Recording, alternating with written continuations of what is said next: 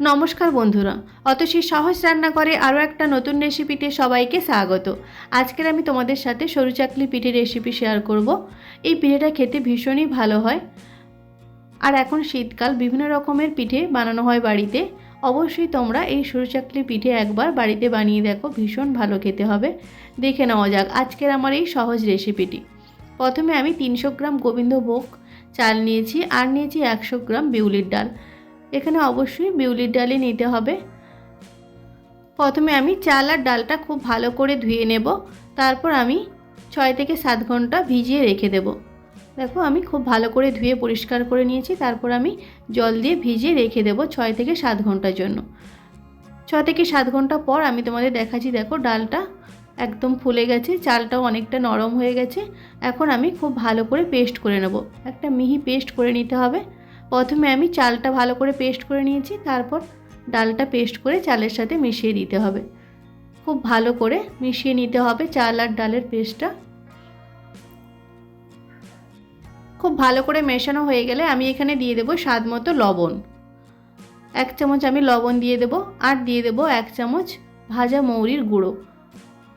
এই ভাজা মৌরির গুঁড়োটা দিলে পিঠেটা খেতে ভীষণ ভালো হয়। আর দিয়ে দেবো গোলমরিচের গুঁড়ো।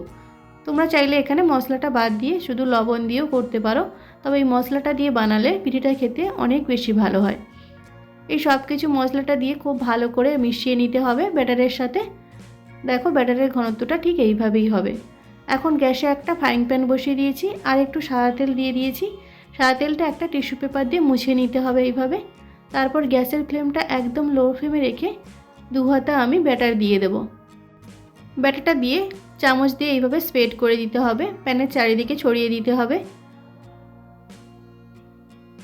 এটা বানানো ভীষণই সহজ। দেখো এইভাবে ব্যাটারটা দিয়ে ছড়িয়ে দেওয়ার পর তারপর গ্যাসের ফ্লেমটা মিডিয়াম ফ্লেমে করে দিতে হবে। মিডিয়াম ফ্লেমে রেখে যখন দেখবে ওপরটা একটু শুকিয়ে আসছে, তখন এক সাইডটা উল্টে দিতে হবে। 2 সাইড এইভাবে উল্টে পাল্টে ভেজে নিতে হবে। দেখো একটা সরু চাকলি পিঠে আমার হয়ে গেছে। আরও একটা পিঠে আমি তোমাদের বানিয়ে দেখাচ্ছি। এই সরু চাকলি পিঠে বানানো ভীষণ সহজ। সেমভাবে একটু তেলটা ব্রাশ করে নিয়ে তারপর 2 হাতা ব্যাটার দিয়ে চামচটা দিয়ে এইভাবে স্প্রেড করে দিতে হবে। তারপর মিডিয়াম ফ্লেমে রেখে পিঠেটা বানিয়ে নিতে হবে। দেখবে ওপর থেকে যখন ব্যাটারটা শুকিয়ে যাবে আর একা একা প্যান থেকে পিঠেটা উঠেও আসবে, তখন পিঠেটা উল্টে দিয়ে 2 সাইড ভেজে নিতে হবে একটু লাল লাল করে। তাহলেই রেডি হয়ে যাবে সরু চাকলি পিঠে। দেখো এক সাইড হয়ে গেছে, অপর সাইডটা আমি উল্টে দিয়েছি।